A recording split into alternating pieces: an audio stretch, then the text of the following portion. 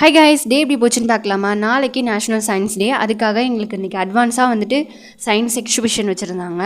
எங்களை வந்து black board decoration பண்ண சொன்னாங்க. எங்களுக்கு தெரிஞ்சதை ஒரு ஷார்ட் டைமில் எவ்வளோ சூப்பராக டெக்கரேட் பண்ணமோ அவ்வளோ சூப்பராக டெக்கரேட் பண்ணிட்டோம். அதுக்கப்புறம் பெஞ்சஸ்லாம் அரேஞ்ச் பண்ணி ஸ்டூடெண்ட்ஸ் எல்லாருமே லைனாக உட்கார வச்சுட்டாங்க. அதாவது எக்ஸ்பிரிமெண்ட் எடுத்துகிட்டு வந்தவங்களை மட்டும் அந்த ஷேப்பில் வந்துட்டு உட்கார வச்சிட்டாங்க. மற்றவங்க எல்லாருமே சென்டரில் உட்காந்துட்டோம்.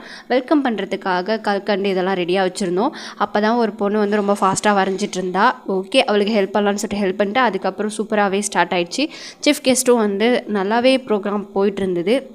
எங்களுக்கு இன்றைக்கி வந்தவங்க வந்து ஃபுட் இண்டஸ்ட்ரியிலேருந்து வந்து ஃபுல்லாகவே எக்ஸ்பிளைன் பண்ணாங்க.